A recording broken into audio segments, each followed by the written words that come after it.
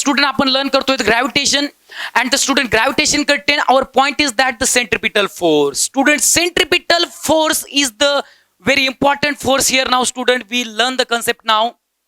Centripetal force, what is the actual definition? But student, what is the rough meaning of the centripetal? What is the rough meaning of the centripetal? Student, centripetal means, centripetal म्हणजे नेमकं काय student? तर centripetal means centre seeking. सेंटरकडे आकर्षित होणे त्याला म्हणायचं centre seeking. सेंटरकडे आकर्षण, सेंटरकडे ओढणे त्याला म्हणायचं student centre seeking. Okay, centripetal force म्हणजे centre seeking. Because student centripetal या वर्ड मध्ये स्टुडंट एक सेंटर वर्ड आलाय, म्हणजे सेंटर मुळे सेंटरकडे होणारे सिकिंग. सिकिंग म्हणजे आकर्षित होणे, सेंटरकडे आकर्षित होणे म्हणजे student centripetal. Okay, now we have to learn the centripetal force. Centripetal force कुणाला म्हणायचं student? Centripetal force. What is the actual definition? Student, here is the definition.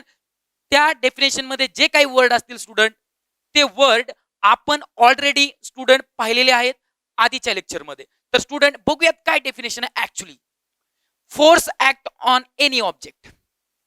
Force acts, acts म्हणजे त्यावर असणे. फोर्स ऍक्ट्स ऑन, ऑन म्हणजे त्यावर. Any object, any ऑब्जेक्टवर force आहे. पण जो फोर्स आहे त्या फोर्समुळं ऑब्जेक्ट मुव्हिंग अलॉंग सर्कल, तो ऑब्जेक्ट कशावर मूव्ह होतो स्टुडंट? सर्कलवर मूव्ह होतो. ज्या फोर्समुळे ऑब्जेक्ट सर्कलवर मूव्ह होतो त्या फोर्सला, and it is directed toward the centre. आणि त्या फोर्सची डायरेक्शन कुठं असते student? Directed, this word is from direction. That directed toward the centre of the circle is called centripetal force. तर स्टुडंट तुम्हाला कन्सेप्ट समजावून सांगतो बघा. तर स्टुडंट तोच आणि स्ट्रिंग याचाच आपण कन्सेप्ट घेणार आहोत या ठिकाणी. स्टुडंट ही एक स्ट्रिंग आहे, स्ट्रिंग कशी पण असते, पण आपण इथं स्ट्रेट स्ट्रिंग घेतली स्टुडंट. त्या स्ट्रिंगला स्टुडंट आपण एक दगड बांधला आणि स्टुडंट तो दगड आपण असा फिरवायला लागलो तर स्टुडंट तो दगड असा फिरणार, म्हणजे एक सर्कल तयार होणार स्टुडंट. तो जो दगड फिरणार आहे तो दगड फिरताना त्याची जे काही मोशनमुळे जो काही इमॅजिनरी पाथ तयार होणार, काल्पनिक एक मार्ग तयार होणार, तो म्हणजे स्टुडंट काय तयार होणार? तो सर्कल तयार होणार. म्हणजे स्टुडंट हा जो दगड आहे, जो स्टोन आहे, तो स्टुडंट सर्कल वरती मूव्ह होतो. कशावरती मूव्ह होतो स्टुडंट? सर्कल वरती. म्हणून स्टुडंट की हा जो स्टोन आहे तो सर्कल वरती मूव्ह होतो. कशामुळे मूव्ह होतो स्टुडंट? ही जी स्ट्रिंग आपण हातामध्ये धरली स्टुडंट, ह्या स्ट्रिंगने आपण ह्या दगडाला ओढतो. कुठं ओढतो? Toward the centre. कुठं ओढतो? Toward the centre. आणि त्या फोर्सला आपण म्हणतो सेंट्रिपिटल फोर्स. म्हणजे बघा डेफिनेशन काय स्टुडंट, चला पटपट लक्षात ठेवा. A force act on any object. काय student? A force act on any object. काय? A force act on any object. Force act on any object moving along. तो जो काय ऑब्जेक्ट आहे तो कसा होतो? Moving along. कुठं? Circle. Moving along circle. Moving along circle. And it is directed toward the center of the circle, and it is directed toward the center of the circle, and it is directed toward the center of the circle. बघूया definition student. A force act on any object. A force act on any object. म्हणा तुम्ही पण म्हणा. Force act on any object म्हणा. A force act on any object moving along a circle, and it is directed toward the center of the circle, and it is directed toward the center of the circle. त्याला आपण म्हणणार centripetal force. म्हणून घ्या student, learn up करा. Student, centripetal means तुम्हाला माहिती झालेलं आहे सेंटर सिकिंग. सेंटरकडे ओढणे त्याला म्हणायचं सेंट्रिपिटल. आणि सेंट्रिपिटल फोर्सची डेफिनेशन काय student? Force act on any object moving along a circle, and it is, त्या फोर्सची डायरेक्शन कुठं? Toward the centre of the circle, called as centripetal force. Student, या ठिकाणी काही अंडरस्टँडिंग कन्सेप्ट आहे. काय कन्सेप्ट आहे स्टुडंट? Understanding concept. कन्सेप्ट असा आहे, तुम्हाला माहिती आहे स्टुडंट अर्थ आहे, आणि अर्थचा जो एक नॅचरल सॅटेलाइट आहे तो म्हणजे moon, Chandra. Okay, moon is a natural satellite of the अर्थ. मून हा एक नैसर्गिक सॅटेलाइट आहे, नॅचरल सॅटेलाइट आहे. कुणाचा स्टुडंट? एक अर्थचा नॅचरल सॅटेलाइट आहे. And goes round in the definite orbit. विशिष्ट कक्षेमध्ये तो फिरतो. स्टुडंट, एक गोष्ट लक्षात घ्या. सपोज ही आपली अर्थ आहे, आणि स्टुडंट अर्थच्या भोवती अशा कक्षा आहेत स्टुडंट. त्या कक्षांमध्ये स्टुडंट आपला हा एक मून आहे स्टुडंट, एकच ग्रह आहे. ओके, मून हा अर्थच्या ह्या ऑर्बिटमध्ये फिरतो. जसं स्टुडंट तुम्हाला माहिती आहे, एखादा ॲटम असेल, त्याचा हा न्यूक्लियस आणि त्याच्या भोवताली ह्या ऑर्बिट्स असतात आणि त्यांच्यामध्ये स्टुडंट इलेक्ट्रॉन्स असतात. त्याच्यामध्ये काय असतात? इलेक्ट्रॉन्स. अगदी तसं ह्या अर्थच्या बाहेरची जी काय कक्षा आहे, त्या कक्षामध्ये, ती कक्षा म्हणजे ऑर्बिट, जी काय ऑर्बिट आहे त्या ऑर्बिटमध्ये कोण रोटेट होतो स्टुडंट? कोण मूव्ह होतो? मून.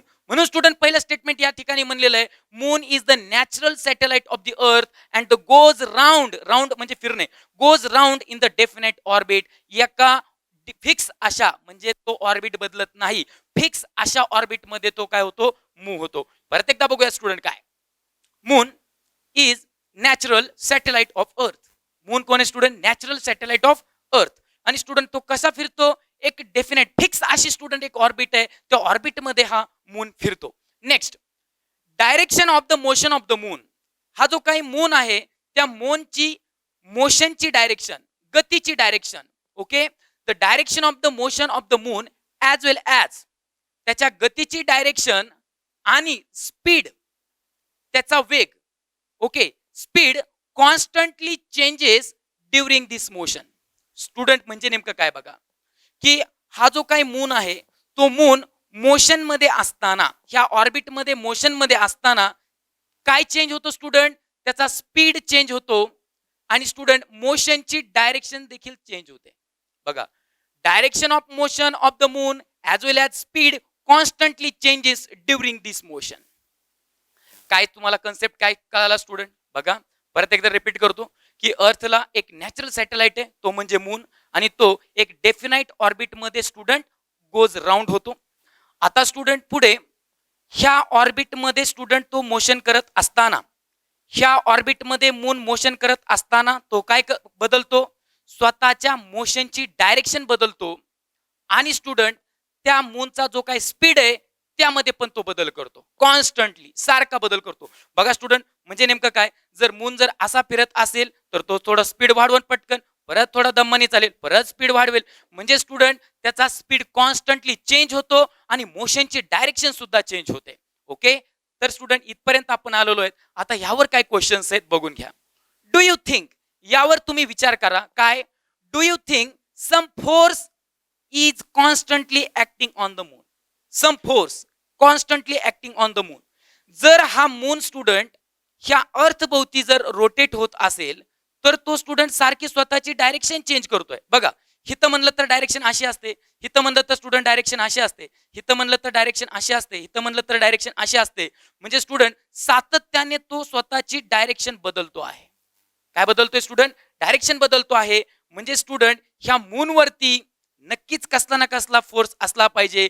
म्हणून स्टुडंट हा मून हा अर्थ भोवती फिरतो, म्हणजे अर्थ ह्या मूनला स्वतःकडे खेचत असणार. ही अर्थ मूनला स्वतःकडे खेचत असणार. म्हणजे स्टुडंट तिथला कोणता फोर्स असणार? तर centripetal force constantly acting on the moon. म्हणजे स्टुडंट मूनवर सारखा कोणता फोर्स ऍक्ट होत असणार स्टुडंट? तर सेंट्रिपिटल फोर्स ऍक्ट होत असणार. जे की स्टुडंट, की दोरीला जर आपण दगड बांधला आणि तो फिरवत असतो, तर जसा दगड आपल्या हातात फिरतो स्टुडंट, अगदी त्याच प्रकारे हाताभोवती का फिरतो? कारण की हात त्या दगडाला फोर्स लावतो, स्वतः ओढतो. म्हणून दगड सर्क्युलर मोशन मध्ये स्टुडंट अलॉंग होतो, मूव्ह होतो. अगदी त्याचप्रमाणे हा जो काही मून आहे तो मून या अर्थ भोवती स्टुडंट डेफिनाइट ऑर्बिट मध्ये राऊंड होतो, रोटेट होतो. म्हणजे अर्थ सुद्धा मून वरती लावत असणार आणि स्वतःकडे सेंटरकडे ओढण्याचा फोर्स आहे त्याला आपण काय म्हणतो स्टुडंट? Centripetal force. म्हणजे मून वरती अर्थ कोणता फोर्स ऍक्टिंग करत असेल? Centripetal force. Okay, now question second, what must be the direction of the force? त्या फोर्सची डायरेक्शन काय असेल? आता आपल्याला सगळ्यांना माहिती आहे, सेंट्रिपिटल फोर्स म्हणजे student direction of the force toward the centre of the circle. बघा, the force is directed towards the centre of the earth. तो जो काही फोर्स आहे त्याची डायरेक्शन कुठं असेल स्टुडंट? तर सेंटर ऑफ द अर्थ कडे डायरेक्शन असेल. कुठं असेल स्टुडंट? सेंटर ऑफ द अर्थकडे डायरेक्शन असेल. ओके, येथपर्यंत स्टुडंट तुम्हाला छान पद्धतीने समजलं असेल. प्रत्येकाने दिलेलं सर्व माहिती, सर्व इन्फॉर्मेशन, क्वेश्चन आन्सर आपल्या स्टुडंट नोटबुकमध्ये लिहा. छान सुंदर स्टुडंट अशा नोट्स तुमच्या बुकच्या तयार होतील आणि त्याच परत परत वाचा. बाकी तुम्हाला काहीही करायची गरज नाही. बुक मधला स्टुडंट आपण एकही क्वेश्चन सोडत नाहीत. प्रत्येक प्रश्न तुम्हाला या ठिकाणी एक्सप्लेन केलेला आहे. तेच क्वेश्चन तुम्ही रिपीट वाचा. आणि स्टुडंट अजून एक गोष्ट सगळ्यांना सांगण्यात येत आहे, नीट फाउंडेशन टेस्ट वारंवार घेतो आहेत आपल्या ऍप्लिकेशन मध्ये स्टुडंट. तर त्या ऍप्लिकेशन मध्ये त्या तुम्ही सॉल्व्ह करा. त्यामधून सुद्धा स्टुडंट तुमचे चांगल्या प्रकारे कन्सेप्ट तयार होतील. स्टुडंट राहिलेले क्वेश्चन्स घेणार आहेत आपण लगेच. चला बघूयात. स्टुडंट आपण लर्न करतोय अंडरस्टँड कन्सेप्ट आणि स्टुडंट त्यामधील क्वेश्चन्स. स्टुडंट आपलं बोलणं झालेलं आहे. तुम्हाला सांगितलं आहे की moon is the natural satellite of the अर्थ and the moon goes round around the earth in the definite orbit. Student आपल्याला जे काही पडलेले जे काही क्वेश्चन्स आहेत त्याचे आन्सर्स आणि त्याचे कन्सेप्ट तुमच्या समोर. Question 3, how would its motion, what it means student. Let's see here student this is the earth suppose and student is the moon. Student, it is the earth and this is the moon. Student, moon goes around the earth in the definite orbit. आता student बघा की हा जो काही ह्या orbit मध्ये rotate होतो आहे. का रोटेट होतो स्टुडंट? बिकॉज द मूनला अर्थ सेंटर कडे स्टुडंट ओढते, सेंट्रिपिटल फोर्स लावते. म्हणून स्टुडंट हा मून ह्या ऑर्बिट मध्ये स्टुडंट अर्थच्या भोवती फिरतो. तर स्टुडंट या ठिकाणी क्वेश्चन काय बघा, हाऊ वुड इट्स मोशन, ह्या मूनची how would its motion have been, त्याची मोशन काय असेल, कधी, जर no such force acted on it, जर मून वरती हा जर फोर्स लावलाच नाही, सेंट्रिपिटल फोर्स लावलाच नाही, हा जो काही सेंट्रिपिटल फोर्स आहे तो जर लावलाच नाही, हा सेंट्रिपिटल फोर्स इथं जर नसेलच, तर मूनच्या मोशन मध्ये काय होईल? मूनच्या मोशन मध्ये काय होईल? जर force acted on it, no force acted on it, तिथं जर सेंट्रिपिटल फोर्स नसेल तर मूनच्या मोशन मध्ये काय होणार, असा आपल्या स्टुडंट प्रश्न मांडलाय. तर त्याचं उत्तर खालील प्रमाणे. Student, moon would have moved along the straight line which is a tangent to the circle. Student आपलं बोलणे झालेलं आहे की ज्यावेळेस एक मुलगा स्टुडंट एक दगड दोरीने बांधला होता आणि फिरत होता, की ज्यावेळेस त्याने दोरी ही सोडून दिली त्यावेळेस दगड स्टोनची direction student along the straight line गेली, टँजंट टू द सर्कल. अगदी त्याचप्रमाणे होणार की जर या ठिकाणी मून मध्ये अर्थ मध्ये जर सेंट्रिपिटल फोर्स नसेल तर स्टुडंट ही मूनची डायरेक्शन अलॉंग स्ट्रेट लाईन असेल. कशी असेल student? Along the straight line. आपल्या प्रश्नाचं उत्तर झालेलं आहे की जर इथं सेंट्रिपिटल फोर्स नसेल तर मूनची मोशनची direction along the straight line, it is a tangent to this orbit, it is a tangent to this orbit. तर अशा प्रकारचं उत्तर आहे बघा. Moon would have moved along the straight line which is a tangent to the circle. म्हणजे student जर moon वरती centripetal force act होत नसेल तर हा जो मून हा स्ट्रेट लाईन मध्ये मूव्ह होणार. सर्कल आणि ती जी काही स्ट्रेट लाईन आहे ती ह्या सर्कलला कशी असणार student? Tangent to the circle. समजून गेले का सगळ्यांना? की जर इथं सेंट्रिपिटल फोर्स नसेल तर मून काय करणार student? Along the straight line मध्ये मोशनला जाणार आणि स्टुडंट ती स्ट्रेट लाईन ह्या सर्कलला कशी असणार स्टुडंट? टँजंट असणार. तर स्टुडंट उत्तर लक्षामध्ये घ्या. काय तुम्ही लिहिणार? Moon would have move along a straight line. जर तिथं फोर्स नसेल तर मून काय करणार? मूव्ह होणार. कशावरती? अलॉंग अ स्ट्रेट लाईन वरती मूव्ह होणार. आणि ती स्ट्रेट लाईन विच इज, ती स्ट्रेट लाईन टँजंट असणार. कोणाला टँजंट असणार? सर्कलला. Exactly right. Student, next question is that do the other planet in the solar system revolve around the sun in the similar fashion? Student, solar system जी आहे, solar system revolve around the sun. आता student मी तुम्हाला पहिल्या lecture मध्ये शिकवलेलं आहे की जर इकडे जर आपला सन आहे स्टुडंट तर सन भोवती अशा भरपूर सगळ्या ऑर्बिट्स आहेत स्टुडंट. त्या ऑर्बिट मध्ये स्टुडंट इकडे स्टुडंट आपलं त्याच्याबद्दल बोलणं झालेलं आहे. बाकीचे सगळे जे काही प्लॅनेट्स आहेत, अदर प्लॅनेट्स, ते प्लॅनेट स्टुडंट ह्या सन भोवती स्टुडंट रोटेट होतात. तर ते सिमिलर फॅशनने होतात का? येस, सिमिलर फॅशनने. म्हणजे की हे जे प्लॅनेट सन भोवती जर रोटेट होत असतील म्हणजे नक्कीच या ठिकाणी सेंट्रिपिटल फोर्स असेल. कोणता फोर्स असेल स्टुडंट? सेंट्रिपिटल फोर्स असतील.